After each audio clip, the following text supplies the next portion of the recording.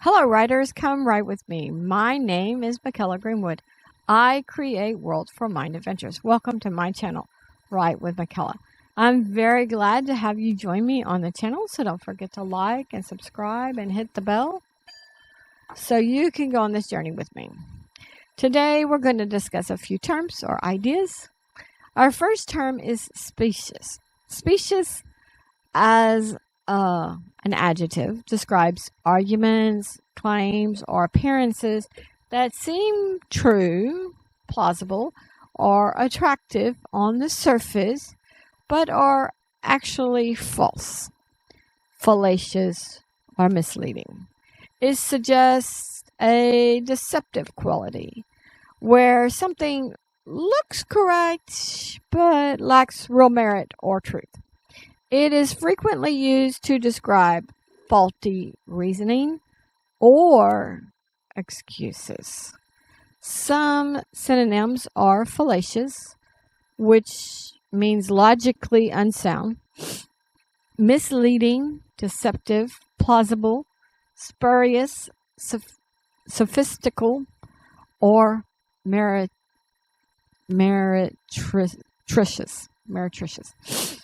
Now, here's a fun fact. The word historically meant visibly pleasing, but shifted to mean pleasing to the mind, but false. This term actually goes quite well with the term we had last week, and that was supposition. So if a character gives a specious statement, and the next character uses supposition, then the second character will believe things until things no longer seem plausible. These two terms can go hand in hand. Now, when I watch True Crime with Peter Tragos, the lawyer you know, or with Emily D. Baker, she has the Law Nerds, but you can find her under Emily D. Baker. The alleged criminals will use specious statements. Sometimes we, the audience, are like, yeah, okay, that sounds reasonable. Until one side or the other brings in an expert and we're told what's what. One trial I watched with the Karen Reed trial, the officer or the person, the reconstruction person, painted the car where the what's the backlight called? You have your headlights and then you have your backlights. But the backlight was smashed, and so he put paint over it, and he kind of, when the car was backing up, he kind of bumped into it and showed where the paint ended on his arm, and that the paint was the same place as where the scratches and injuries were on the person that had passed. So that was the specious statement. And I'll tell you why. Okay, so that was specious, but we had supposition. Oh, okay, so it could have happened that way because it was in the right area. Well, when the next expert came in, they slowed down that person's video where they had done the experiment and saw that the person actually leaned into the car. And then, of course, that other expert did all kinds of crash dummies and stuff with the tail light. That was the word I was looking for, tail light, and showed that that was just not plausible. So we had to change our suppositions away from that specious statement. The last trial I watched, a police officer said the defendant pointed a gun at him, and he said, "Kelsey, don't do it." The defendant said she had pointed the gun at her own head. Okay. My reasoning didn't believe the specious statement from the officer, because if the defendant pointed the gun at him, he would be saying things like stop or freeze or drop your weapon or something, and he might be diving to the side of the doorway or whatever to get out of the the directness of the weapon. Now, I am not a cop or anything, but that was just like instant what I thought. And several cops in the chat, I think I was on Peter Tragos, the lawyer. His channel is The Lawyer You Know. So several cops in the chat agreed with my thoughts about what would have been said. So I didn't believe the specious statements to mean the defendant pointed the gun at the cop. Now, on the surface, is it reasonable to say, no, Kelsey, if you know the person's name that's pointing the gun at you, is it reasonable to say, no, Kelsey, don't do it? If the gun had been pointed at him, would that be reasonable? Certainly. A person off the street would say something similar if a friend pointed a gun at him or her. The reason I didn't believe the specious statement was the cop had trained, and I expected him to use his training in what he said automatically, with seconds to think and react. When you've trained over and over and over, things come automatically. You say things automatically. So you have less thinking and just more reacting time. So I didn't believe it. The cops in the chat agreed with me. And in the end, the person was acquitted. Kelsey was acquitted. In our writings, sometimes a character will use a specious statement or statements that sound plausible because they know people will protest things.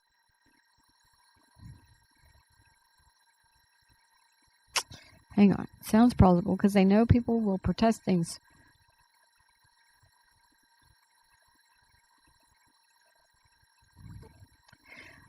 So, let me see. The sentence isn't making sense to me right now, but okay. So I'm going to say something that is plausible to you, so that I can draw you or draw my other characters out or into where I am. So we as writers can have our characters use specious statements as a lure for other characters. That's what I was trying to say. So you would say something for other characters or other people to be drawn into your side. And then after you're into the side so far and you're looking at the character and you're liking the character and stuff like that, then you're going to believe them. And that's before the truth comes out. So once we have the truth come out, then people can be disillusioned. We haven't done that word. Or other things. So you can have your characters use specious statements, have other characters drawn into that and believe that until the truth comes out. Kind of as a lure. The specious statement is like a lure. Another reason to use specious statements is to spare feelings. Maybe a person is brutally emmed and the character is breaking the news to the mother. They could use a specious statement about how the person died and forgo giving the gory details. Now later when the mom learns, she may not appreciate being lied to, but some people try to spare feelings and come up with reasonable explanations of things. And maybe she'll appreciate not knowing the gory details right away, that she just settles with the fact that her child has passed. And after she settles into that, then she can learn more of the brutal details of how they were emmed. Now, we as writers, and if we want to engage our readers, our stories need to be believable with how people interact with each other. How I talk to you, how you talk to me, how he talks to her, how she talks to him. It needs to be believable. So, I want you to watch people around you and note down when you find specious statements. Statements that sound believable, but aren't quite. Now, leave a comment on a show, book, or movie where a character used a specious statement and tell the purpose if you were able to figure that out. If they were trying to get off the hook, if they were trying to lure somebody onto their side, if they were trying to spare feelings, or whatever reason that you find. Leave a comment on that. Our next term is predilection. Predilection as a noun means a strong liking, a preference, or a natural bias towards something. It indicates a habitual attraction or pre-existing fondness, often used in formal context to describe a particular taste or inclination. Synonyms include penchant, partiality, proclivity, and fondness. I have a predilection for purple. So even if it's not the real purple, I like more of this kind of purple instead of the whole purple, but I still have a predilection for purple. One of my bells, if you can see inside, it has a purple in there. Purple. I love purple. In our writings, when we describe our characters can have predilections for different things. Everyone has a favorite this or favorite that. Men may say they don't have favorites. No, I don't care. Until you talk to him about sports. Oh, yeah. I love the Aggies. I love the Rockets. I love the Dolphins. I love whatever. Oh, yeah. So when you talk to him about favorite sports, then they can really get into it. And in that case, it will be hands down, I root for Texas A&M Aggies. Or whoever they root for. In Tanya Kapp's, her last name is spelled Kappes. Tanya Kapp's has a series called a Mystery Cure series. And June Hill, the main character, has a predilection for ding-dongs. And then there would come a period where the ding-dongs were not going to be sold anymore. She really wanted them, so another character makes something similar, and she calls them June's Gems. So this predilection is for the treat. Is this character's go-to for any stress? Oh, I'm stressed, I need a ding-dong. Or I'm stressed, I need a June's Gem. You know, she's always eating these June's Gems or these ding-dongs. And she's stressed. Okay, so it could be any kind of thing that, you know, people like pizza, people like tacos, people like spaghetti, people like, you know, it could be any kind of food. It could be any kind of color. It could be any type of clothes. It could be betting. It could be poker. It could be Monopoly. It could be whatever. People have predilection for different things. So you need to know your characters. Give them favorites. The predilection can be inconsequential to the story and solely be a character description. June Hill would be a relatable character to anybody that stress eats. So the ding-dong doesn't matter. She could be like any kind of whatever, but she stress eats. So anybody that stress eats can relate to June. So if you put that favorite in there or you slip it in, so long as it's not overdone, then people can relate to the character in one way or another, or they can have angst against the character because they don't like purple, they like orange or whatever. So they don't like the Aggies, they like the Longhorns. You know, it builds your characters. People like things, so you put that in there. So leave a comment on a predilection of a character in a show, book, or movie. Tell what the character favors and when that shows up. Is it showing up for stress? Is it showing up for relaxing? Is it showing up thinking through things? Is it something they like just because, or any other reason? Our next term is dereliction. Now, it sounds similar to predilection, doesn't it? So before we go into dereliction, we're going to define part of the root, and that is derelict. Derelict is an adjective, describes something abandoned, neglected, or in ruins, or someone neglectful of duty. As a noun, it refers to abandoned property, particularly a ship at sea or a person without a home or support. Synonyms include abandoned, dilapidated, negligent, remiss, and vagrant. So now and I don't think that we can even come close to having, even though they sound the same, predilection and predilection, I think that the shun, the T-I-O-N on those makes it a noun, I think. So that's how they're they sound the same, but they're not the same in definition. So now we're going to define dereliction. Dereliction as a noun, so here it is a noun, is the willful neglect of duty, obligations, or responsibilities, or the act of abandoning property or a person. It signifies a conscious failure to perform required tasks, commonly used in phrases like dereliction of duty, or refers to the state of being abandoned.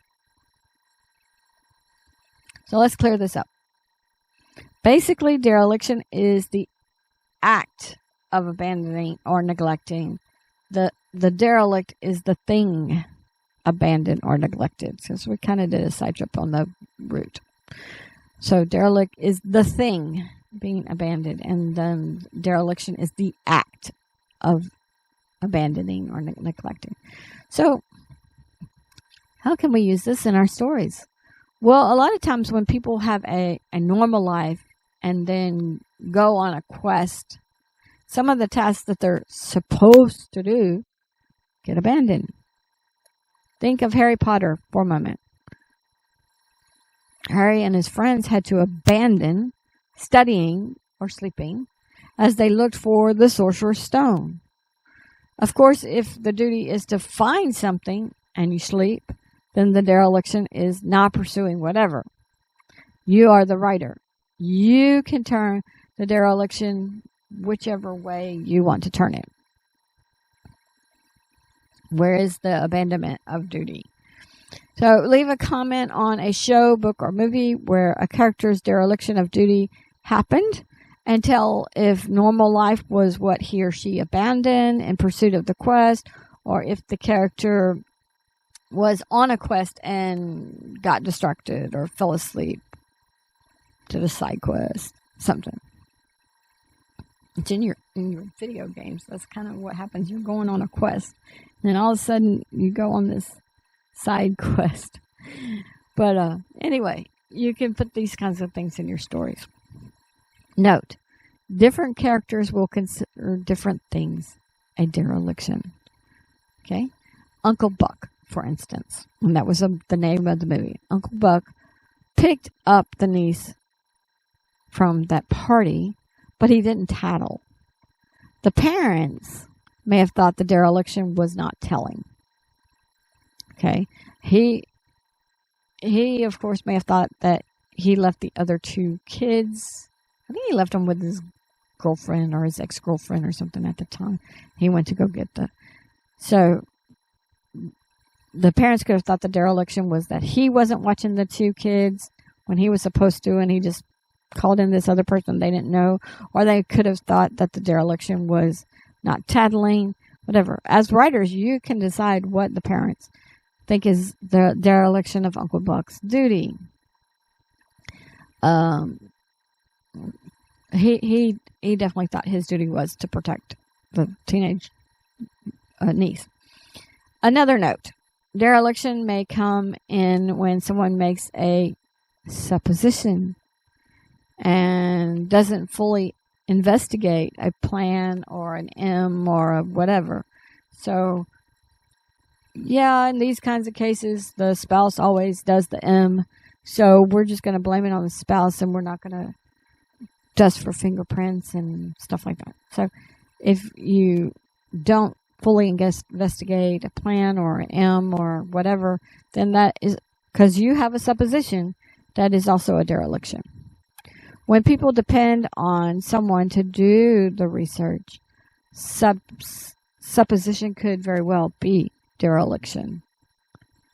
So if I'm depending on the cops to go get all the fingerprints at the crime scene to know if it was just the spouse in the bedroom or if there was somebody else in the bedroom that could have possibly been involved in the M, and they don't dust for fingerprints, then that's a dereliction of duty on the cops. But as a prosecutor, I need them. I depend on them to do their full job. So we can take that into any kind of other thing, like somebody's duty is to test parts to make sure that the parts are good and parts aren't going to break, and then the mechanic puts the part on the car and the other person didn't check it. They just bought it from the store, so they thought they got a good part, so they just give it to the mechanic. So they derelicted their duty, and then the car doesn't work, and then the people that get their car back blame the mechanic. And you can put that kind of thing in anything. It doesn't have to be a trial. Now, our final term for today is eviscerate. Eviscerate as a verb means to remove the internal organs or entrails of a creature, commonly known as disemboweling or gutting. Okay, a second definition is to remove the essential core content of something. Some synonyms are disembowel, gut, draw, punch, or devitalize. Now, as writers, we may have a hunting scene where the hunter removes the internal organs or eviscerates a kill before carrying it home. But we can also have a character that eviscerates the confidence of another character. What was that second definition? Is to remove the essential core content of something. So if somebody removes the essential core content of confidence, that's evisceration. So a character can eviscerate the confidence of another character, or in trial, an expert witness can eviscerate a theory of the prosecution or defense. Like I said earlier, the Karen Reed trial, the ARCA experts eviscerated the prosecution's theory that the taillight was broken from hitting John O'Keefe, and even eviscerated the prosecution's experts' testimony with that people were calling it a finger paint. They were making fun of it online. Finger painting, kindergarten painting, So, ARCA did the crush dummy test. They did crush dummy test after crush dummy test after crush dummy test, and they kept trying to break that tail light. And they actually used 3D printers, I think, to make the tail light. So they had several of them to try to crash. But there was a certain part way deep inside the light that had gotten broken on Karen Reed's vehicle. And so ARCA did it different speeds and different whatever. They kept hitting the dummy. And they did not break the tail light, to the degree that Karen Reed's light had been broken. Many suspected foul play, like a hammer smashing the tail light after the cops had the car in custody.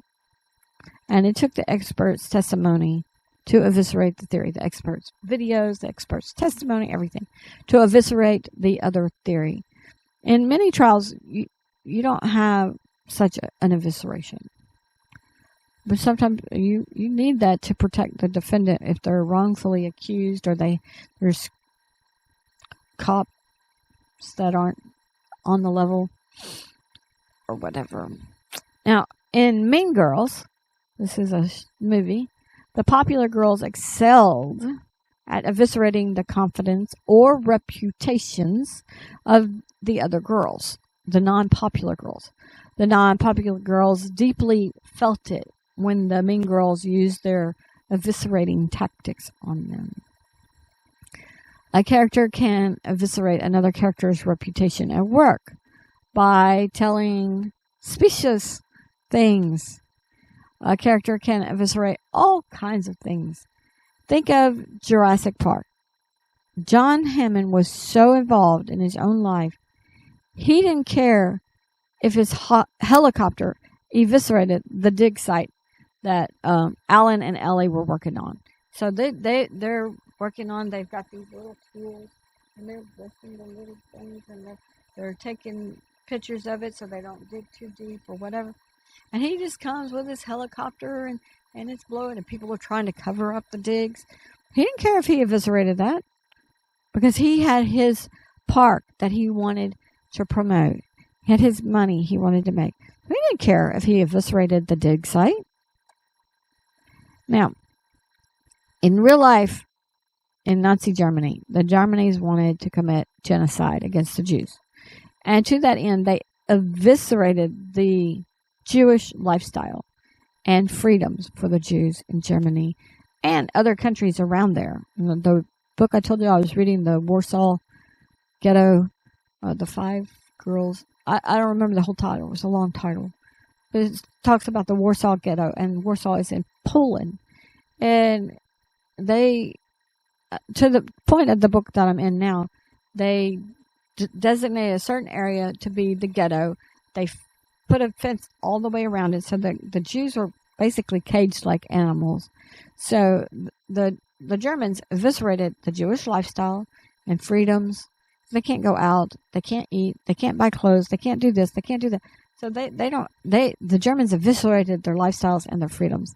And in Nazi Germany, in Warsaw, Poland, and in other places around there.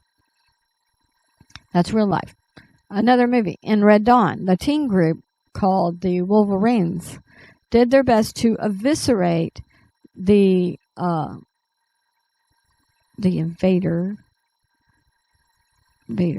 Soviet and Cuban armies' plans. The invaders, Soviet and Cuban armies' plans. So that they would try to find out the plans, and they would try to eviscerate the plans. So, in the above examples, Arca gutted the prosecution's story or theory. Alan and Ellie's core work was with the dig, and the helicopter was gutting that because you had to be careful with the digs. In Germany, they gutted the Jews' rights to work or buy certain foods. They eviscerated the lifestyle. So you can see we don't have to actually gut an animal to use this term. We can gut something else. In our stories, we don't have to disembowel an animal, literally. But we can have the antagonist figuratively gut the protagonist's plans, or vice versa. Leave a comment on a character in a show, book, or movie who eviscerated the plans of another character. I'm sure there are a lot of examples. Some, just because it's not so far to the degree of like the Germans eviscerating the Jews' lifestyles and freedoms. That's very bad.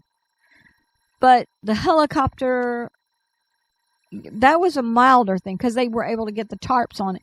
They hurried up and they put the tarps, stuff. So that evisceration wasn't as deep or as bad or as evil or whatever. It was just an evisceration. So you can use this term with degrees. So that means that there's a lot more examples. Okay, writers, we don't have a writing prompt today, so go write on your chapters and make sure to meet your writing goal. Leave a comment on what your daily goal or daily average is and how well you've kept it or so far this year. Now, you could also comment on my goal. My goal is to write on, I've set aside time Monday, Wednesday, Friday to write between blah, blah, blah. You can be really specific like that. And I plan to get, 500 words each time I sit down. Or I plan to get 1,000 words each time I sit down. So you can do that. I'm writing this March 28th. I'm recording April 4th. And so far this year, my average is around 1190 words per day. So I'm meeting my goal with the little room to spare. And that's going to be helpful when I go on vacation in August, and it'll shrink. If you're not meeting your goal, don't give up. Don't give up. Never give up. Just renew your commitment, set your writing time and your writing space. That's why I said to leave it in the comments. If you say to the whole world, by leaving a comment. I have a writing time from 5 p.m. to 7 p.m. every Monday, Wednesday, and Friday. And one Saturday a month, I write from 3 to 5. You've put that down. You've made a commitment to the world. So that's set up your time. Now set up your space and meet your commitment. The commitment that you made to yourself. Join me Wednesday for our book club discussion on 1984. Join me Friday for Elementals. Join me Tuesday for your cave stories. Don't forget to visit my website, bymckella.com. Read some character bios. Send your writings and chapters to writewithmckella@gmail.com. If you hit the like and subscribe and the bell, then we will continue to write together, and other people will have a higher chance of finding this video and this channel, since your likes will push the video out to a greater audience. Thank you for joining me today. I really appreciate your participation.